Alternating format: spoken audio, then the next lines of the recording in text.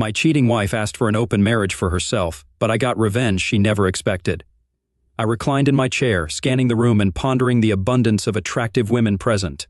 Why did Mark Lavalier opt for my wife? What made her agree, and why did she leave me, with our kids growing more independent and likely not returning home soon? Linda and I had already outlined our plans for when we would have the house to ourselves. Months back, I had entertained thoughts about the future dynamics between Linda and me, assuming we'd grow closer with increased quality time together. Then it dawned on me abruptly. Linda's vision of the future might not include me. I felt utterly foolish. That realization swept away all traces of sadness, leaving behind a simmering anger. I could sense the concern in the gazes around the table, as if they feared my head might explode or I might do something foolish. Dee, sounding anxious, inquired, "You all right, Jim?"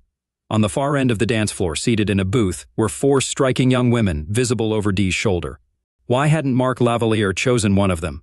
I observed them briefly before bursting into laughter, startling everyone at the table. My laughter echoed so loudly that it drew attention to our group, tears streaming down my face. Once my laughter subsided, I wiped my tears and flashed a broad smile to everyone, realizing my life had undergone a profound change. I was no longer bound by monogamy. The concern for my wife's feelings vanished, as she no longer cared about mine. All eyes were fixed on me. Turning to Dee with a smile, I removed my wedding ring and handed it to her, leaving her astonished. "Pass this along to Linda when you see her. I have matters to attend to." Standing up, I tossed a $10 bill onto the table. "That's for my drink. Since you were so supportive of Linda's infidelity, you can cover it." As I walked away from the table, my former friends called out to me. From the club entrance, I pondered what I would say if they attempted to follow me. But one thing was clear. Any husband who disregarded my warning and pursued me would meet a broken nose. Lost in thought, I contemplated Linda's pursuit of selfish pleasure and my own intentions for self-indulgence. Upon reaching the hotel, I inquired about available full-size suites at the front desk. The clerk regretfully informed me of their unavailability but suggested a honeymoon suite instead, listing its numerous amenities. "I'll take it. There's no need to keep the room I'm currently in since it's late at night already. I'll cover the cost for both rooms. My wife will remain in the original room, while I'll be in the suite," I informed the young woman behind the desk. She gave me a puzzled look. "I briefly thought you were arranging something special for your wife," she remarked. After she handed me the key card for the suite and provided directions, I made a request. "If my wife inquires about the key to my room, please refrain from giving it to her. Actually, could you leave specific instructions not to disclose my whereabouts if she asks?" The young woman's expression turned curious, but she smiled nonetheless. "I'll ensure the hotel staff receives your instructions," she assured me. I returned to my previous room to gather my belongings, leaving Linda's items behind in the trash bins. Taking the elevator to the top floor, I marveled at the spacious honeymoon suite, complete with a jacuzzi on the expansive balcony with a city view. I had brought an expensive tuxedo along in case we decided to indulge in late-night drinks at one of the upscale nearby restaurants. Donning my jacket, I made my way back to the club, stopping by the At the Moment for some cash.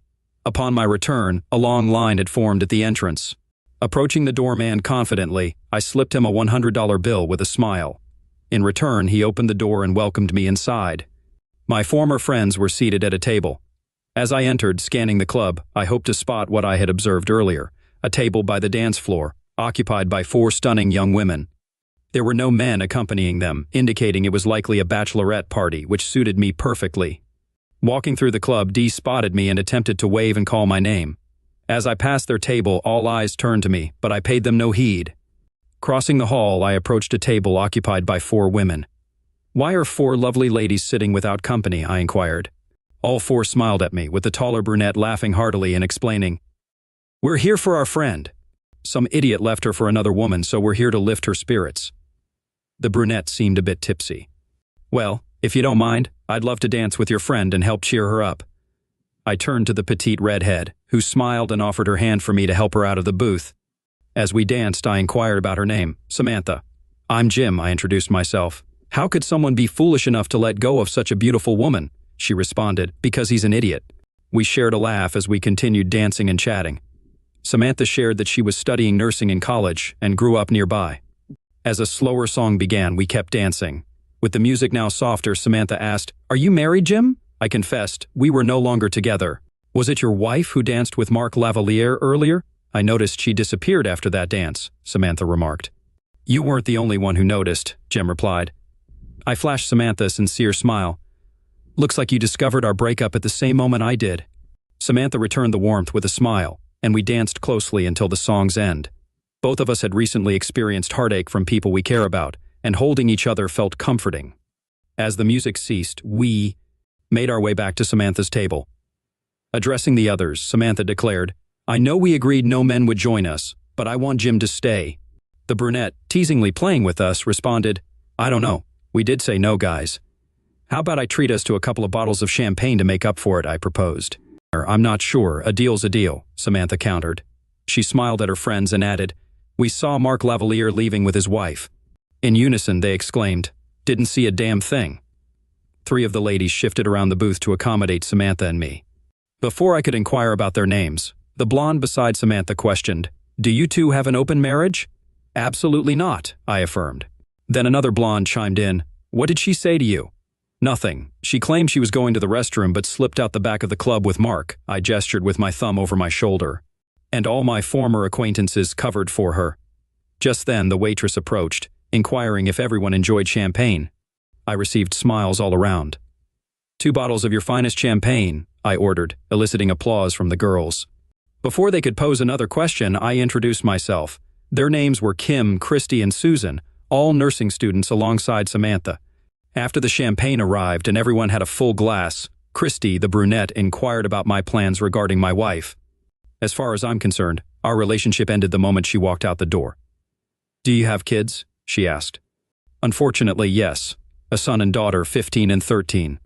But soon they'll be more independent, and I'll address things with my wife. Samantha linked arms with me, declaring loudly, Forget about it, you're with me tonight. We toasted with our glasses and indulged in champagne. I shared a few jokes, and the girls reciprocated. Laughter and drinks flowed as they danced with guys and each other, while Samantha remained seated with me, her arm around me. As the evening wore on, Christy became upset, abruptly rising from the table and dashing off. We all turned to see where she went. Apparently, Dee had approached to talk to me, but Christy intercepted her near my ex-friend's table.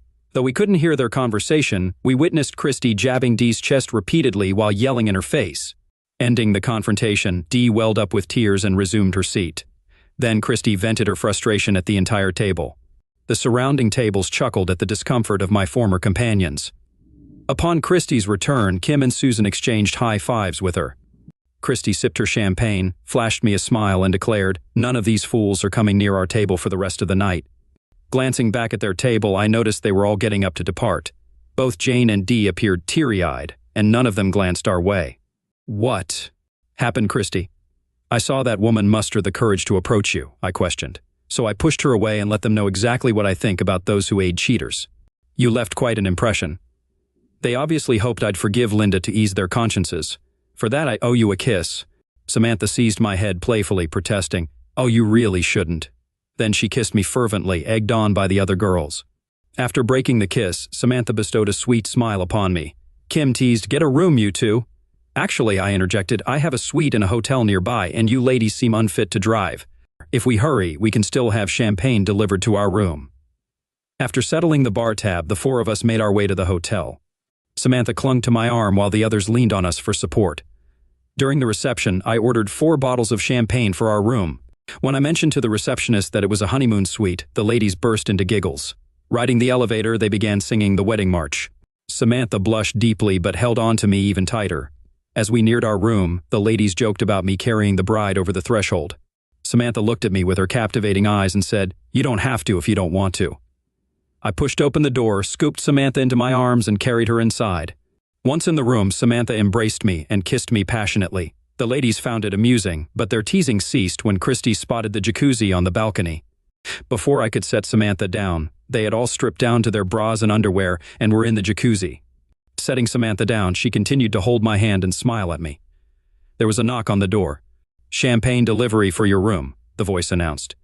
We brought the champagne to the ladies, who joked and giggled. Susan insisted I was overdressed and urged me to undress. I laughed, explaining I was keeping Samantha company. They playfully urged Samantha to join them in the jacuzzi, but she simply smiled and led me back to the room. We headed to the bridal suite while one of her friends sang the wedding march from the balcony, laughing hysterically. The next morning, I woke with Samantha wrapped around me and 3 other undressed ladies sprawled across the king-sized bed. They must have joined us later. As Samantha and I got out of bed, she watched me. I smiled at her, and she returned the gesture. "Did you enjoy yourself, Jim?" she asked. "Yes, it was the best night of my life. Any regrets?" "Absolutely none." "Join me in the shower," Samantha beckoned, slipping out of bed and pulling me toward the bathroom, eager to try something new that I had never done with Linda. Once in the shower, I lifted Samantha up and positioned her on my hardness while standing, pressing her against the wall. She wrapped her legs around my waist. Although the standing position was challenging, it led to one of the most intense peaks I'd ever experienced. Samantha had already climaxed twice, each time loudly. Exiting the shower, Samantha and I discovered that our passionate lovemaking had awakened the other ladies. Despite their hangovers, they were in good spirits, ordering room service and sipping mimosas. Christy remarked, "I can't wait to try that shower. You two made it sound like it's the best shower ever." The 3 girls burst into laughter as Samantha and I exchanged smiles.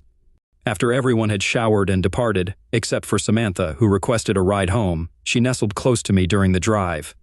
"Jim, I understand what your wife did was awful, but you still have the option to reconcile with her. If not, I'd be happy if we could see each other again," Samantha expressed hopefully. "I would like that, Samantha. Right now, I'm not inclined to return to my ex-wife. I had a great time with you. You're what I need at the moment, so give me a call if you think we can make it work," I replied, kissing Samantha at her doorstep. As she opened the door, Christy greeted me from the couch with a smile and a wave. Exiting, I realized that I was postponing a decision regarding Linda. Returning to the club had been a spontaneous response to her infidelity, but it didn't resolve my issues with Linda. It certainly lifted my spirits. Upon arriving home, I took a moment to unwind, sinking into a chair in the dimly lit living room, lost in thought about how to navigate the end of my fractured marriage with minimal impact on my children. I didn't bother flicking on the light. Eventually, after an indeterminate amount of time, I heard a car pull into the driveway, followed by the sound of keys turning in the lock. Jim, I'm home," her voice echoed, mirroring the tone I was accustomed to hearing upon her return from errands. As she shut the front door and flipped on the light, I turned to face her. She appeared unchanged. The same blue dress draped over her, dark hair cascading down her back, familiar features, rings adorning her fingers. Everything remained unchanged. It was as if nothing had transpired, as if she hadn't spent the entire night and morning betraying me with another man. This can't be real, I thought, expecting some visible difference, a trace of guilt or shame etched on her face. Yet there was nothing. "It's just me, same old me, always," she remarked with a gentle smile, fully aware of my inner turmoil. "Nothing's altered here. My love for you is as steadfast as ever." "I wish I could say the same," I replied. Hearing my own words, I realized the detached tone I had adopted, Jim, with the countenance of a man devoid of emotion. I mused, gazing at Linda before gesturing toward our bedroom. "Don't start. Go take a shower," I instructed firmly. Despite attempting to interject, Linda eventually obeyed, retreating upstairs. After her shower, she returned downstairs.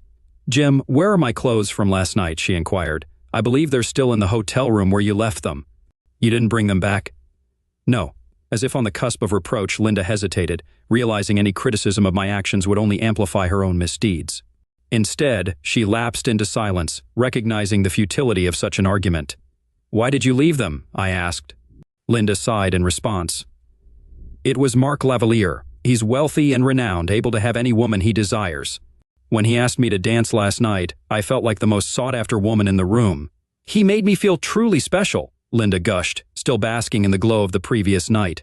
As she spoke, it was evident she had become lost in reminiscing about the moments shared with Mark, completely disengaged from our conversation. It was in that moment that I realized it was truly the end. Linda would forever treasure her time with Mark Lavalier more than any moment with me. I was merely an afterthought, I reflected.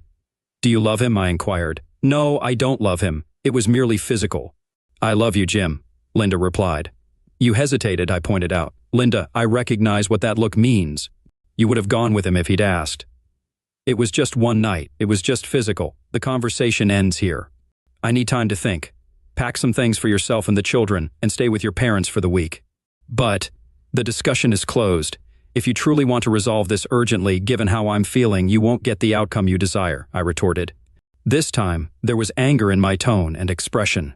Linda packed her bag and departed. As soon as she was out of sight, I set my plan in motion. Seeing Linda at the doorway in her familiar blue dress, unchanged, triggered an epiphany. I realized that change was necessary for my survival. I contacted my boss, requesting 2 weeks off. Then I rented a truck and purchased supplies from the hardware store: wood, drywall, paint, and 2 exterior doors.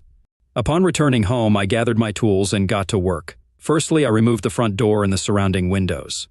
After cutting out a sizable opening, I installed the 2 front doors, positioning the old one on the right and the new one on the left. Then I framed the wall along the main entrance, dividing the house into 2, and applied drywall. I was converting it into a duplex. A new back door was installed on the left side, where the new kitchen would be situated, mirroring the layout of the other side. The office was transformed into a 3rd bedroom on my side, while the dining room became the 3rd bedroom on Linda's side. Once completed, each side of the duplex nearly matched, except for the detached garage on Linda's side, which I plan to replicate on mine later. I changed the garage lock and the access code on the garage door to ensure only I had entry. Additionally, I erected a fence in the backyard, dividing it precisely in half, thus creating a duplex. I made daily calls to my children, informing them of my ongoing house renovations. Despite Linda's persistent request to talk, I insisted I wasn't ready to listen. A few days later, I reached out to Samantha, eager to hear her voice and perhaps arrange more time together. "I thought you had forgotten about me," she remarked. "I can't get you out of my mind. Would you consider going on a trip together?" I proposed. "No, stop teasing me," she responded. "I'm serious. I was thinking of a weekend getaway, just you and me," I clarified. "Really?" Samantha's interest was piqued. "Yes. How about the Bahamas?" I suggested. "Sounds tempting. Can you get away this weekend? Fly out on Thursday and return on Tuesday?" I asked eagerly. Yes. I'll just grab my phone and passport. We can buy everything else there," Samantha agreed. After exchanging excitement about our upcoming adventure, I bid her farewell to finalize my travel arrangements. A spontaneous trip to the Bahamas wasn't cheap, but why not take the chance? If Linda decides on a divorce, she'll receive half of our savings and my salary for child support. It amused me to think of it as Linda indirectly funding part of the trip with Samantha. I transferred our savings into a bank account solely under my name and redirected my salary to that account. While I doubted Linda would cancel the credit card, I wanted to ensure access to funds, just in case. Working tirelessly for 16 hours a day, I managed to erect most of the walls, all with some areas left unfinished on my part. By Wednesday, I had painted and trimmed the central wall on Linda's side. I knew I'd later need to separate utilities like electricity, gas, and water, but for now, since Linda's side shared utilities, she couldn't disconnect my side. Wednesday night, I instructed Linda to bring the kids home the following morning. Thursday morning, I secured my section of the house and waited outside, sitting on a chair. As they arrived and stepped out of the car, they appeared bewildered on the front lawn. Emma broke the silence. "Dad, what's going on?" "I turned our home into a duplex. Like it?" I asked, to which they all stared at me incredulously. "Don't worry, guys. I finished the right side and moved your belongings to your new rooms," I assured them, leading them through the new layout. While Linda attended to their bags, they were speechless. Our tour concluded in the living room of the right side. "But Dad, the living room is much smaller," Tommy observed. "Don't fret, you won't even notice. Plus, I plan to add a garage on the other side and eventually a pool with a jacuzzi," I promised, eliciting smiles from the children. Linda prompted the children to unpack while she exchanged glances with me, seemingly eager to talk. Instead, I joined the kids, helping them settle in and ensuring they had everything they needed. After unpacking, I pulled out sandwiches from a local deli, and we gathered around the kitchen table for lunch. "Dad, what's all this about?" Emma queried, her focus mostly on Linda's reaction. After spending the past few days with her, it was evident to Emma and Tommy that something was amiss with their mother. Dodging their inquiries. "Oh, we're nearing empty nest status. I've realized that things are bound to change. I'm just getting prepared, that's all," I mentioned. "Gee, Dad, you could have at least talked to us first to see how we feel about it," Emma remarked. "Well, actually, it was Mom's idea. She felt we needed a change, something different," I explained, grinning at Linda, who appeared surprised. "Mom, why make such a big decision without discussing it with us?" Emma questioned. "Yes, Mom, don't you care about our thoughts?" Linda seemed puzzled. "It was just a misunderstanding." "Your father misinterpreted how I felt," Linda responded. "I don't know, dear. You seemed quite certain then. Once I saw your unwavering commitment, I knew there was no turning back," I added, causing Linda to appear on the verge of tears before she left the room. Tommy asked, "What's up with Mom lately? She's been crying over everything." I shrugged and suggested they ask her. Before Emma could ask more, I informed them of my planned trip out of town, ensuring them I'd call every evening but be unreachable otherwise. I kissed their heads and swiftly made my way to the door. I wondered if they noticed my lack of goodbye to their mom, who was in the bedroom. I picked Samantha up and we hit the road. It was an incredible experience. First-class flights, a luxurious resort, and royal treatment. A weekend filled with sun, sand, waves, food, and drinks. Simply fantastic. Samantha was genuinely appreciative and showed her enjoyment at every turn. By the time we headed back, we were both bronzed and so familiar with each other's bodies. Dropping Samantha off on Tuesday, she kissed me passionately. "Do you want to spend one more night?" she asked. "Yes, but we need to meet in person sometime and you have classes tomorrow. Call me before bed, I need to hear your voice." After our final kiss, I drove home feeling content. Samantha mentioned last night that she could see herself falling for someone like me. Pulling up to my house, I noticed Linda's car in her driveway. Opting to avoid her, I parked on the street in front of my side. While unpacking, Linda knocked on my door. "You're back," she noted. "Yes, I am. Can we talk?" "Sure, what's on your mind?" "Can I come in?" "No. This is my space, and you're not welcome here. Ever," I asserted, leaving Linda visibly taken aback before she retreated to her room. The realization hit me that living on her side of the duplex was not going to happen. We sat at her kitchen table. "Jim, I love you. I want things to go back to normal," she said. "It won't happen," I replied. "Why not?" she asked. "Because if you haven't noticed, you did something that changed how I feel about you forever." "That shouldn't define us," she argued. "Actually, it does. Nothing will erase what happened or how I feel about it. But I still love you," I said, gathering my thoughts. "Imagine we're on a date with friends. You leave me for another man and spend the entire night and morning with him. If this happened on our first date, would there have been a second?" "But Jim, it was Mark," she pleaded. "I don't care who it was. You chose someone else over me. You chose to sneak out of the club and be with Mark Lavalier. It was just one night. You've had your whole life to show me you love me. The moment someone more famous spoke to you, I became insignificant," I explained. "Does this mean I should keep you away from all famous people? There's a marathon this weekend. Will you sleep with the winner?" she countered. "Jim, that's not fair," she protested. In a calm voice, I responded, "So now you want fairness? You want a chance to minimize what you did, to talk me out of my anger, to shame me for feeling betrayed? A fair chance to accuse me of not prioritizing our family over my own pain? It seems I'm the only one expected to be fair in this relationship." I reached for her hand and she reluctantly took it. We locked eyes, and I knew I was about to deliver a painful blow. Linda needed to understand how our future relationship would unfold, and I was eager to show her. "It's too late, Linda." "Too late?" "Yes, it's too late. I found someone else," she revealed. "No," I countered. Linda recoiled, pulling her hands from mine. "Do you know who it is?" she asked. "I'm sure Dee and your friends told you about the redhead I danced with." "The one who held me tightly," I confirmed. "The woman who took your place on the anniversary you discarded." When the words "replaced" and "threw you away" were said, the reality hit her. I gazed into Linda's eyes and detected sadness. I understood that Dee must have sent Linda pictures of Samantha and me dancing closely, resembling lovers. With simmering anger in her voice, Linda asked, "Are you doing this to retaliate against me, introducing some 24-year-old girl to me to even the score?" "Actually, she's 21. I spent 4 days with her in the Bahamas. Remember that dream vacation we always talked about? It was fantastic." I knew I wore a broad smile as I spoke, unable to contain my excitement. The weekend truly had been remarkable. Linda glared at me once I finished speaking. I sensed my words had stoked her anger. I knew my lingering smirk only fueled it further. Reminding myself of the children, I took a deep breath, willing my face to relax and the grin to fade. Linda's eyes burned with fury, indicating she was about to unleash a torrent of condemnation. But upon seeing my grin resurface, she realized I anticipated every word she intended to utter. Linda froze. Then she let out a slow exhale, shut her mouth, and rested her hand on the table. We sat in silence, locked in a stare. I could tell Linda wanted to lash out at me, to scold me for my actions. However, she recognized she had lost her moral high ground. The leverage she relied on in our relationship was built on love and trust, qualities she had casually discarded for a single night of passion. It dawned on Linda that her actions had exacted a heavier toll than she had anticipated. I'm certain that when Linda made the decision to be with Mark, she believed she was just cashing in some of the chips she had accumulated throughout our marriage. It finally dawned on her that she had recklessly put everything on the line. Linda sat silently for a moment, her hands clasped together on the table, staring off, Sir, it doesn't matter, I love you. Yes, you keep insisting that your love holds special significance. But why should I value your love when it's clear that my love for you means nothing to you after what you've done? So why should I care about your love? But I don't want to lose you.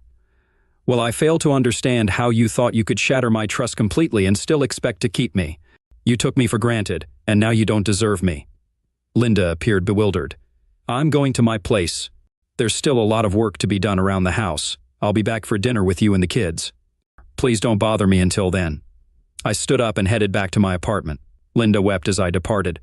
Leaving Linda was incredibly painful. I longed to embrace her like before, but deep down, I knew there was no returning to what we once were. The Linda I knew as my wife was gone and would never return. Anything I have with her now will serve as a painful reminder of everything we could have had. Everything she carelessly destroyed without a second thought or a hint of remorse. Before dinner, the kids and I ventured to my side of the house to explore. I showed them the new kitchen area and my plan to replace the back wall with glass overlooking the pool. They seemed concerned as they observed the fence dividing the backyard. They grasped that this would be mine. Then I indicated where their new rooms would be on my side of the house. Dad, why do I need 2 bedrooms here? Tommy inquired. Because this side is going to be my home, and that side will be your mother's home, I explained. Are you and Mom getting divorced? Tommy asked. Dad, Mom won't say anything, no matter how many times we ask, Emma added. No, we're just separated. I don't want to be a weekend dad, so I thought it would be best to split the house, and you two can choose which side you want to live on. Just as we were about to continue, Linda popped her head through the front door to announce that dinner was ready. We ate in silence, with Linda appearing tense. It was evident that the children had picked up on more than we realized. Tommy blurted out too loudly, I'll move in with Dad once he's done decorating my room. Linda's face registered shock. Dad told you we're splitting up. We're not, it's just a misunderstanding and we're still discussing it, Linda clarified. Emma slammed her hand on the table and exclaimed, Who's changing? I want to know. Emma and Tommy exchanged looks between Linda and me. I locked eyes with Linda, who avoided my gaze and stared at her plate. When Linda began to cry, the children got their answer. I informed the children that their mother was exhausted and needed rest. Guiding Linda to the bedroom, I assisted her in undressing and tucked her into bed, planting a quick kiss on her forehead, reminiscent of comforting a child after a nightmare. I switched off the light and closed the door. My focus shifted to Linda, akin to handling a grown child who had committed a grave offense and faced a lifelong sentence. While I still harbored love for her, she was no longer a prominent figure in my daily life or thoughts. Initially, I checked on Tommy in his room. He lay on his bed, engrossed in correspondence with his friends.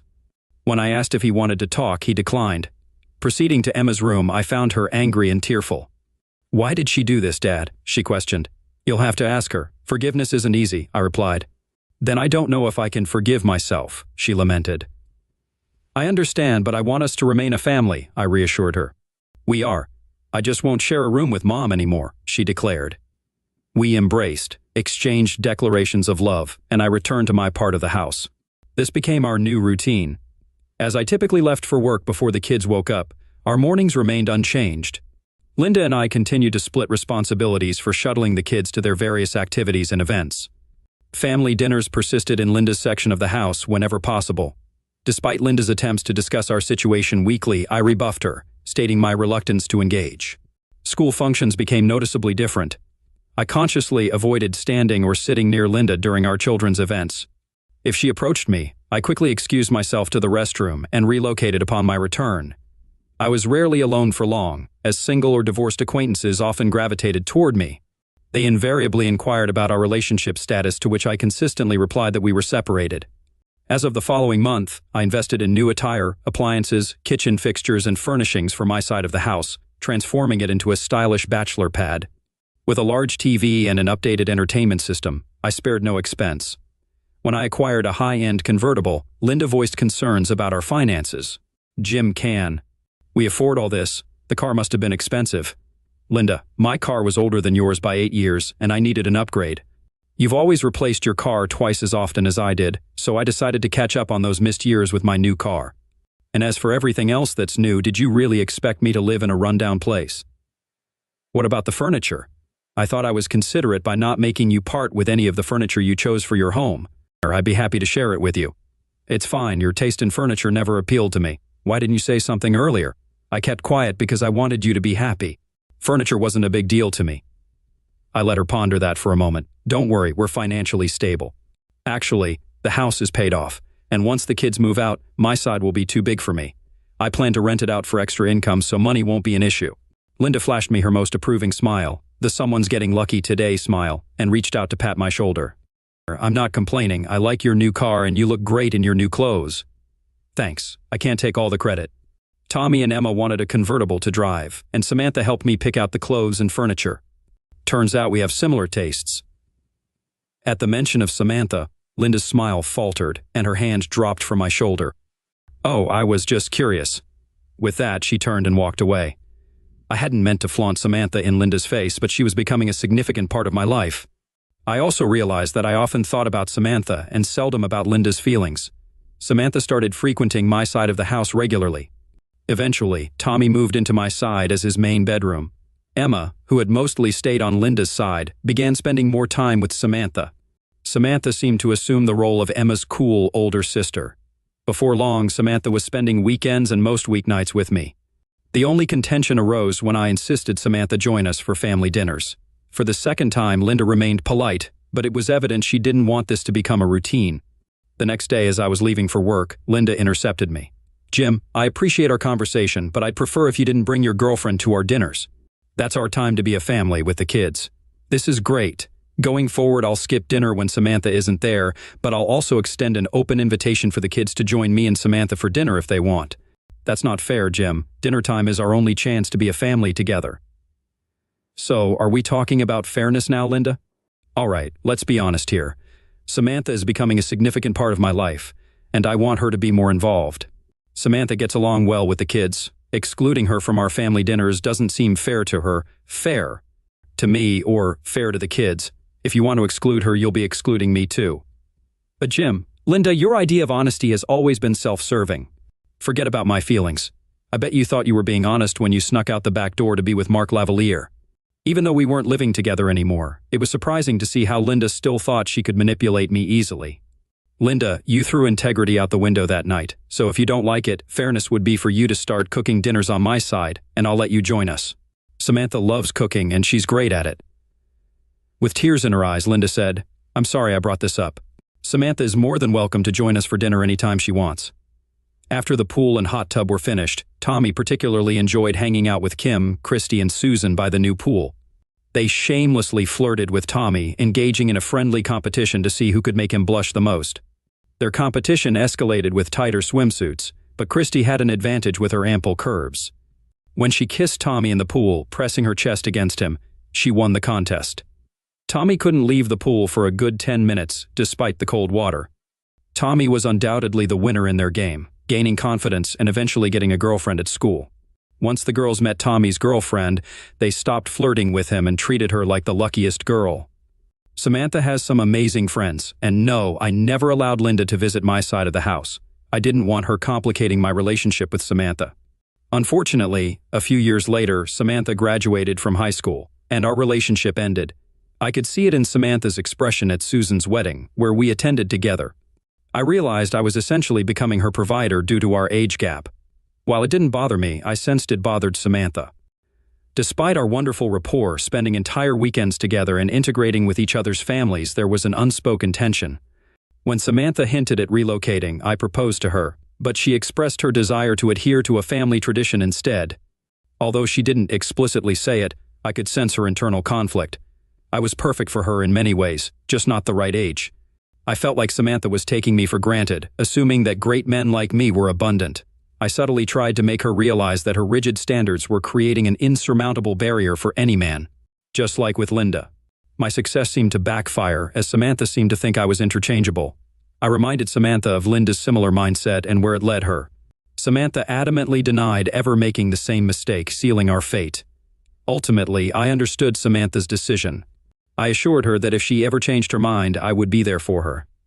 Perhaps we might reconnect later in life when the age gap isn't as significant. I cherished every moment spent with Samantha, appreciating her honesty and our conversations, unlike Linda's deceitful actions.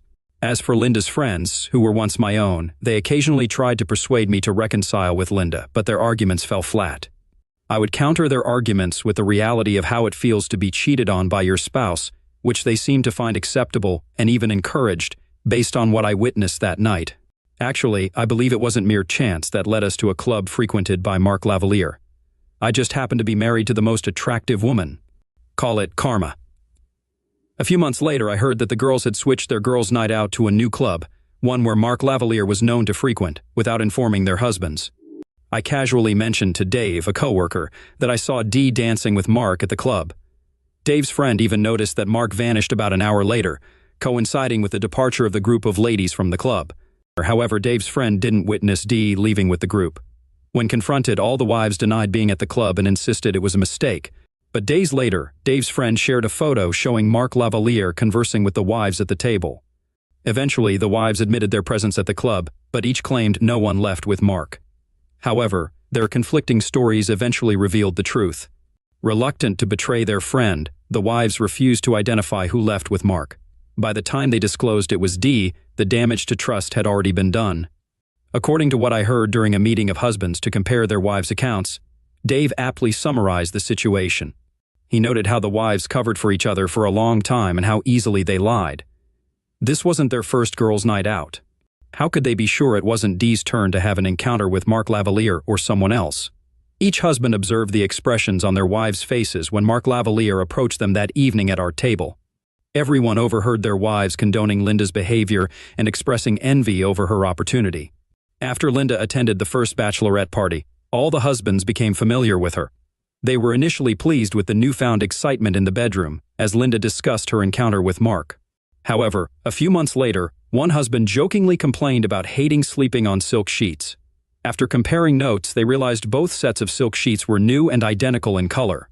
In discussions with other husbands, it came to light that 4 couples had recently acquired new white silk sheets for their beds following Dee's night with Mark. The husbands grew concerned that their wives were revisiting their own encounters with him. All 4 couples ended up divorcing within a year.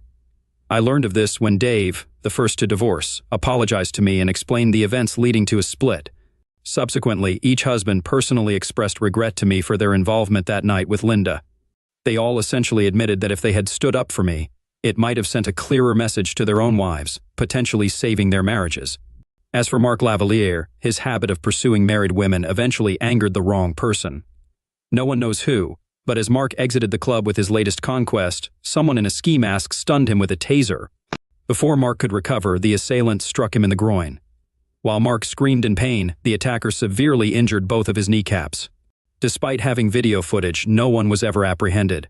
There were too many husbands with motives and opportunities. Mark lost his ability to walk. Regarding Linda, our last discussion about our relationship occurred on the day Emma moved out. By then, we were already divorced, and I had leased out my portion of the house, relocating to a seaside condo. Standing in the driveway, Linda asked if she could speak to me after Emma left for college. "Jim, I still love you.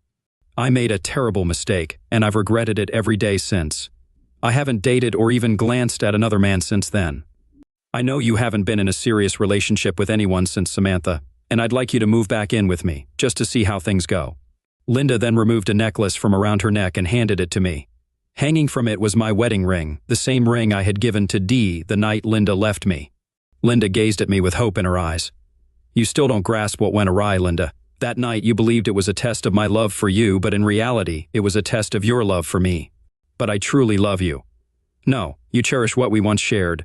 You loved our seemingly flawless marriage, having the ideal husband and children. You appreciated that I didn't treat you like an object or a trophy wife, that we made decisions together. You relished our carnal moments, even if less frequent, as intense as our initial encounters. You admired that I prioritized your feelings above all else. You valued the financial stability I provided for your pursuits. But most of all, you treasured my unwavering trust in you, without hesitation. Now, you claim to love me more than ever, realizing you won't find another who could make you as happy. No one will ever love you as intensely as I once did." Linda remained motionless, holding the necklace at arm's length, her grip tightening until her hand turned white. "You failed to appreciate what we had, and now it's lost. I can't be near you anymore. I'll never again give you the chance to hurt me like you did. I thought it was us against the world, but you destroyed us when you chose to be with Mark Lavalier." Linda began to sob. "How many times must I say I regret it? It was never about Mark, Linda. You thought yourself fortunate when he took you home. But I was fortunate too. When I was at my lowest, your friends tried to convince me I was foolish, but you showed me we were truly special. Not because of you, but because of me. You left because my love was stronger, not yours. My love would never betray, like you did. It was the melody to which we danced, making us unique. As I sat at this table, furious, contemplating, I saw Samantha across the room, looking sorrowful. When she caught my gaze, she smiled. That smile reminded me I still had a chance for happiness, to invest my love into a new we, a different us. You opened my eyes and set me free. With that, I climbed into my convertible and drove off with a grin. I couldn't wait to return home. Samantha left her job and moved in with me last week. Since then, she's shown me she'll always need me in her life. Trust is a beautiful thing.